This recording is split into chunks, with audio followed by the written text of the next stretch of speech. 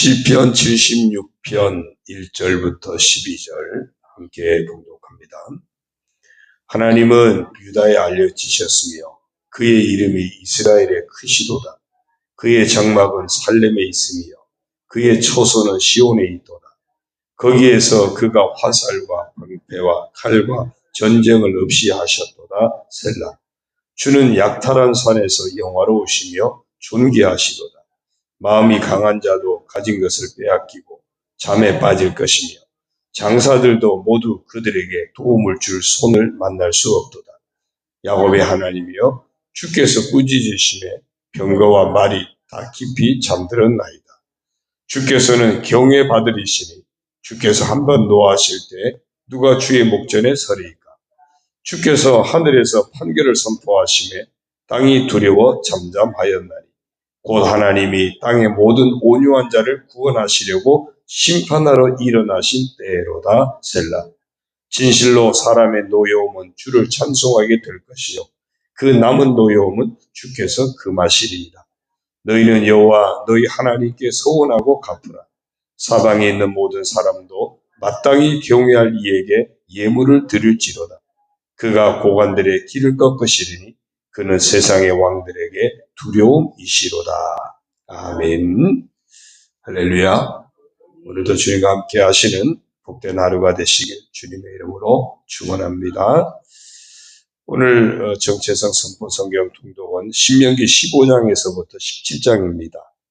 그 15장에 보면은 안식년이 되면 이스라엘 사람들은 자기 형제들 같은 동족에게 혹시 빚을 준 것이 있으면 안식년이 되면 다 면제해주는 그런 규례가 나옵니다. 빚을 면제해주는 그 규례를 보면서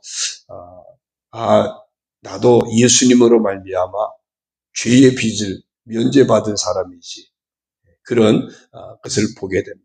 그래서 오늘도 우리가 이렇게 한번 선포했으면 좋겠습니다. 한번 따라하겠습니다. 나는 예수님으로 말미암아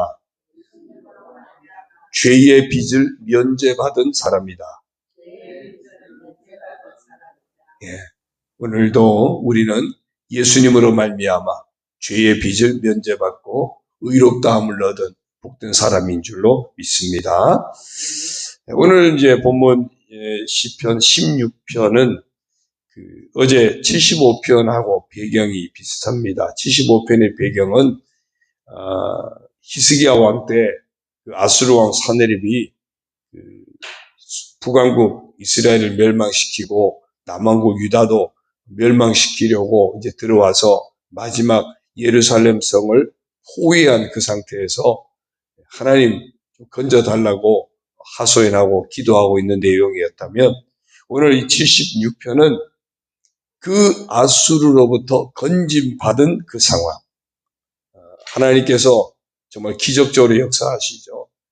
아수르 자기 본국에 문제가 생기게 하고 그 문제를 수습해야 되니까 퇴각할 수밖에 없는 그런 상황. 히스기야 왕과 예루살렘에 있는 사람들은 정말 아무것도 안 하고 건짐받은 겁니다. 하나님이 하신 거죠. 이런 아수르 왕의 손에서, 아수르 왕 사네립의 손에서 건짐받고 나서 그 하나님의 은혜를 아삽의 후손이 찬양하고 있는 그런 내용이 오늘 시편 76편입니다. 그래서 어떤 구원받은 것을 기뻐하면서 찬양하고 있는 그런 내용을 생각하면서 보면 되겠습니다. 1절부터 봅니다. 하나님은 유다에 알려지셨으며 그의 이름이 이스라엘에 크시도다. 이 유다에 알려졌다. 유다는 이제 지금 당장 그 위기를 겪었던 남왕국 유다거든요. 이스라엘, 남북 이스라엘 가운데 남쪽이 유다라고 합니다. 그 유다에 알려졌다 이 이야기는 유다의 백성들이 구원하시는 하나님의 은혜를 경험할 수 있게 되었다, 그런 의미예요. 그 다음에 그의 이름이 이스라엘에 크시도다 그랬어요. 이 이스라엘은 전체 이스라엘이기도 하지만 북이스라엘도 되기도 합니다. 북이스라엘은 아수르에 의해서 멸망했잖아요. 그러니 멸망한 그들이 볼 때, 야, 우리가 믿는 하나님이 힘이 없어서 진 게 아니었네? 우리가 잘못해서 아수르에 의해서 멸망했던 거네. 하나님은 원래 위대하신 분이었구나. 하나님은 원래 크신 분이고 원래 전능하신 분이었구나. 그거를 보게 하는. 그래서 이스라엘이 크시도다. 멸망한 북이스라엘이 볼 때, 야, 우리도 하나님 앞에 더 매달릴 걸. 저렇게 크신 하나님이신데, 저렇게 능력의 하나님이신데, 그 하나님 앞에 우리가 전적으로 매달리지 못했네. 그래서 믿음의 사람 유다에게는 우리가 믿음으로 하나님을 의지했더니 하나님이 이렇게 우리를 구원하시는구나. 그것을 경험하게 하고, 믿음을 잃어버렸던 북이스라엘 사람들에게는 정말 흔들림 없이 믿음을 지킬 걸, 끝까지 하나님을 의지할 걸. 하나님이 그렇게 크신 하나님인데, 하나님이 저렇게 능력의 하나님인데 우리가 하나님을 놓쳤네. 그런 의미예요. 우리가 늘 살아가면서 하나님은 언제나 구원의 하나님이신 것을 놓치지 않기를 바랍니다.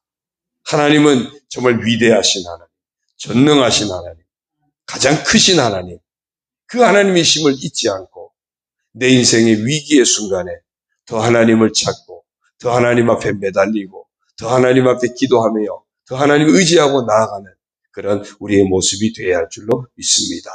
2절이요. 그의 장막은 살렘에 있으며 예루살렘을 의미합니다. 이 살렘은 샬롬, 평화에서 라는 의미가 되고요. 그러니까 이제 평화의 성읍이라는 거죠. 예루살렘이. 그의 처소는 시온에 있도다.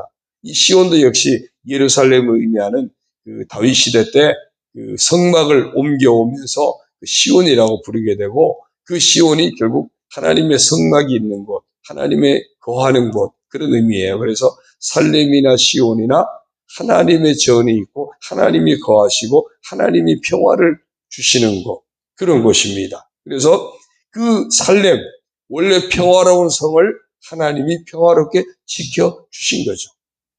하나님의 장막, 하나님의 임재하시는 그 법궤가 있는, 성막이 있는, 또 그런 히스기야 당시에는 성전이 있는 곳이죠. 성전이 있는 곳을 하나님이 보호해 주신 겁니다. 그래서 하나님의 영광을 높이 드러내게 되는, 전쟁이 종식됐죠. 3절에 보니까 거기에서 그가 화살과 방패와 칼과 전쟁을 없이 하셨도다. 원래 살렘은 평화의 도시인데 당연히 전쟁이 없어야죠. 우리가 진정한 하나님의 은혜 안에 있는 곳은 평화입니다. 평화예요. 분쟁과 갈등이 있으면 안 됩니다.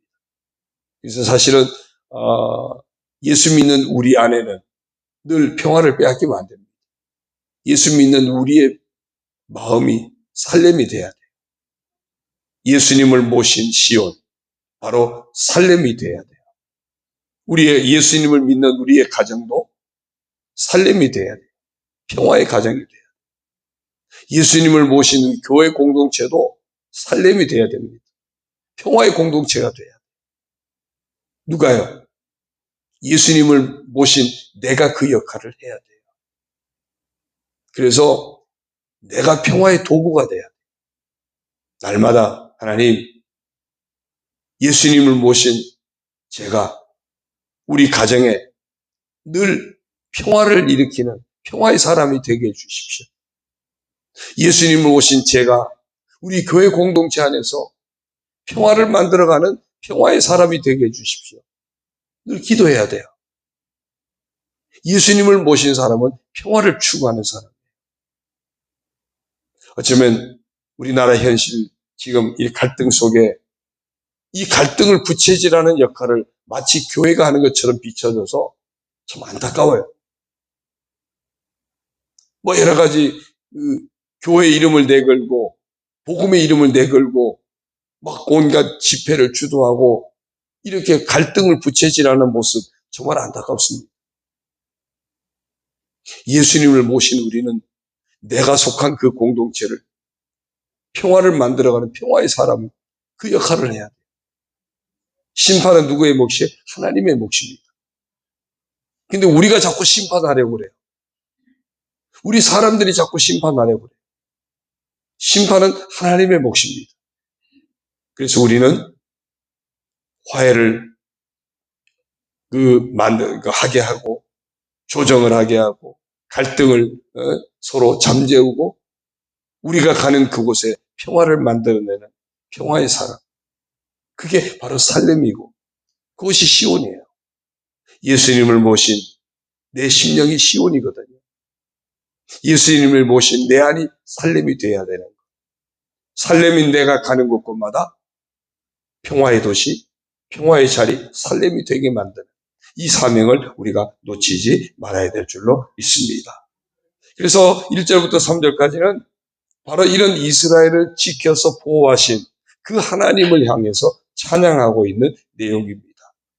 4절부터 9절까지는 그 하나님이 택한 백성 의인들을 구하시고 또 분쟁을 일으키고 이런 악을 행하는 악한 자들은 멸하시는 하나님의 승리의 역사에 대해서 찬양하고 있는 내용이 4절부터 9절까지입니다. 쭉 보겠습니다. 주는 약탈한 산에서 영화로우시며 존귀하시도다.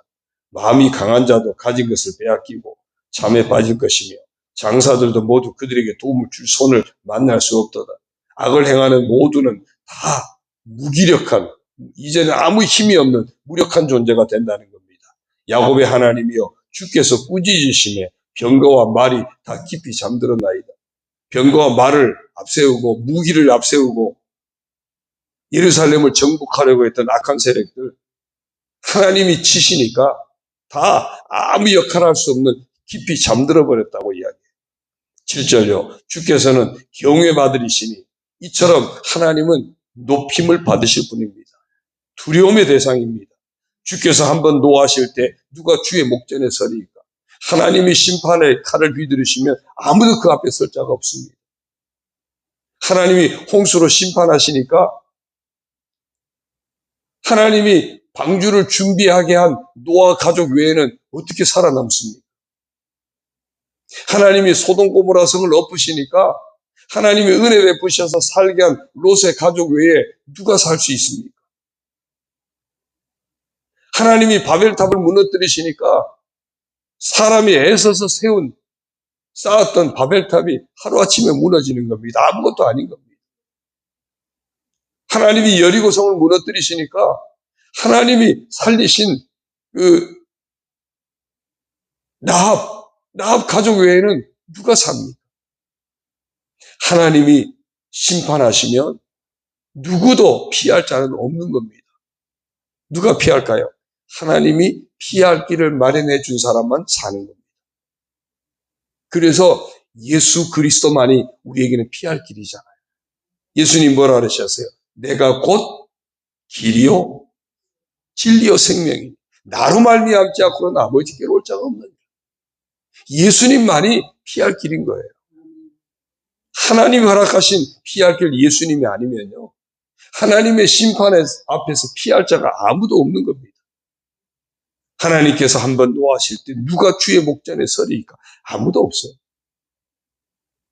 살 길은 하나님이 열어주신 그 피할 길을 가는 사람, 예수 그리스도 안에서 죄의 빚을 면제해 주셨으니 예수 그리스도 안에서 사는 사람만이 피할 길을 찾은 자가 되는 겁니다. 8절이요. 주께서 하늘에서 판결을 선포하심에 땅이 두려워 잠잠하였나니. 하나님이 땅 판결을 선포하시면 끝입니다. 곧 하나님이 땅의 모든 온유한 자를 구원하시려고 심판하려 일어나신 때로다. 언제라고요? 모든 온유한 자, 하나님이 허락하신 피할 길을 간 그 사람들을 건져내시려고 악한 자들 심판하시는 그때. 심판이 목적이 아니라 구원받을 자를 건지는 목적입니다. 소돔 고모라 성을 어쩌면 심판하셨을 때 롯의 가족을 구원하시기 위해서요. 홍수 심판 때 노아를 구원하시기 위해서입니다. 건짐받을 자를 하나님은 놓치지 않습니다. 하나님 허락하신 피할 길을 가는 사람을 하나님은 놓치지 않습니다. 라합의 가정을 하나님 놓치지 않습니다. 하나님의 심판 때에도 하나님이 허락하신 피할 길, 예수 그리스도 안에 있는 사람은 하나님이 놓치지 않는 줄로 믿습니다. 정확합니다. 그래서 우리가 예수 그리스도를 믿는 믿음을 정말 천국 갈 때까지 죽어도 놓치면 안 되는 겁니다. 매일매일 내가 예수 그리스도 안에서 살고 있는지 우리의 믿음을 매일매일 확인하고 점검하고 회개하면서 다시 예수 안에, 오직 예수 안에서의 삶을 우리가 놓치지 말아야 될 줄로 믿습니다. 왜요? 하나님 반드시 건지시기 때문입니다. 10절부터 12절은요, 이런 하나님을 우리가 어떻게 대해야 될 거냐는 거죠. 이런 하나님이세요. 전쟁을 종식하고 평화를 주시고 그리고 구원의 은혜를 베푸시는 그 하나님 앞에 우리가 할 일이 뭐겠습니까? 10절부터요. 진실로 사람의 노여움은 주를 찬송하게 될 것이요 그 남은 노여움은 주께서 금하시리이다. 너희는 여호와 너희 하나님께 소원하고 갚으라. 사방에 있는 모든 사람도 마땅히 경외할 이에게 예물을 드릴지로다. 그가 고관들의 길을 꺾으시리니 그는 세상의 왕들에게 두려움이시로다. 우리가 정말 믿고 의지하고 우리가 찬송하고 우리가 경외해야 될 분이 누구냐는 거죠. 바로 심판주 하나님, 승리를 주신 하나님, 구원을 이루시는 하나님, 그 하나님께 찬양과 경배를 돌리는 삶을 놓치지 말라는 겁니다. 한마디로 하나님 경외하는 삶을 놓치지 말라고 권고하고 있습니다. 오늘 이 시편 76편에서 우리가 들어야 할 하나님 말씀은 무슨 일이 있어도 끝까지 하나님 경외하는 삶을 놓치지 말아야 한다는 말씀이에요. 왜? 하나님은 심판주가 되시기도 하시고 완벽한 구원자도 되시기 때문입니다. 심판도 하나님께 속해 있고 구원도 하나님께 속해 있습니다. 그 하나님이 우리에게 구원의 길을 열어주시기 때문에 우리는 예수 그리스도 안에서 그 하나님을 경외하는 삶을 끝까지 놓치지 말아야 합니다. 그 은혜 안에서 살아가는 우리에게 피할 길 되시는 죄의 빚을 면제해 주신 예수 그리스도 안에서 우리 믿음을 지켜내고 사명도 지켜내고 또 사랑하면서 평화의 사람도 되어지고 끝까지 하나님 앞에 영광 올려드리며 끝까지 하나님 앞에 쓰임받는 우리 모두가 되기를 주님의 이름으로 축원합니다. 기도드립니다. 하나님 아버지 고맙습니다. 하나님만이 심판주시고 하나님만이 구원자이심을 믿습니다. 하나님의 심판 앞에 살 길은 하나님이 열어주신 피할 길을 가는 것밖에 없음을 다시 깨닫습니다. 우리의 죄의 빚을 면제해 주신 예수 그리스도 안에서 사는 것만이 하나님의 심판 앞에서 우리가 사는 길, 구원받는 길임을 다시금 깨닫게 하시니 감사합니다. 온갖 하나님의 심판 속에서 하나님이 구원을 예비하신 사람들은 언제나 구원의 길을 갔던 것을 봅니다. 오늘 우리에게도 정말 예수 그리스도를 통하여 죄의 빚을 면제받고 예수 그리스도 안에 있는 생명을 얻게 하시고 예수 그리스도 안에서 영생을 얻는 귀한 복을 허락하여 주시니 감사를 드립니다. 예수 안에 그 영생을 두시고 그 아들이 있는 자에게 예수님을 믿는 자에게 영생의 복이 있게 하시는 놀라운 하나님의 구원의 복을 허락하여 주시니 감사를 드립니다. 예수 그리스도 안에서 오직 하나님이 허락하신 구원의 길, 생명의 길을 놓치지 않는 저희들 끝까지 예수 그리스도 안에서 하나님을 믿는 믿음을 놓치지 않는 깨어있는 믿음의 사람으로 살아가게 하여 주옵소서. 그리고 하나님이 기뻐하시는 사명자로 살게 하여 주시고 예수님 모셨으니 그 예수 그리스도로 말미암아 삶의 평화가 이루어졌으니 우리의 가정도 우리 교회도 우리가 살아가는 모든 삶의 자리도 평화를 추구하는 평화의 사람으로 살아가게 하여 주옵소서. 그래서 하나님 영광을 나타내고 하나님이 기뻐하시는, 하나님이 마음껏 축복하시는 우리 온 성도들이 되도록 주여 축복하여 주옵소서. 이 아침에도 아버지 앞에 첫 시간을 경배하며 영광 올려드리며 시작합니다. 이 한 날도 예수님 모시고 하나님을 영화롭게 하는 복된 한 날의 삶을 살아낼 수 있도록 주여 우리 모든 삶 가운데 주의 능력으로 역사하여 주옵소서. 여러분의 마음의 소원들, 여러 가지 기도 제목들, 서로 품고 중보하는 제목들 아버지 앞에 내어놓고 간구합니다. 응답하여 주시고 중보하는 그 곳곳마다 하나님 응답의 역사가 나타나게 해주시고 아름다운 응답의 열매가 맺혀지도록 하나님 아버지 축복하여 주옵소서. 간구하는 그 소원들 아시지요? 감찰하시고 하나님의 선하신 것들로 채우시고 아름다운 응답의 열매로 역사하여 주옵소서. 이 하루도 우리 온 성도들을 아버지께 의탁합니다. 가정도 자녀도 모든 삶도 아버지께 의탁합니다. 우리 교회도 아버지께 의탁합니다. 혼란한 이 나라의 민족도 의탁합니다. 온갖 갈등이 가득한 이 지구촌도 아버지께 의탁합니다. 아버지의 선하신 뜻을 이루어 주시고 하나님의 평강으로 덮어 주옵소서. 모든 것 주님 의지하옵고 예수님의 이름으로 감사하며 축복하며 기도 올리옵나이다. 아멘.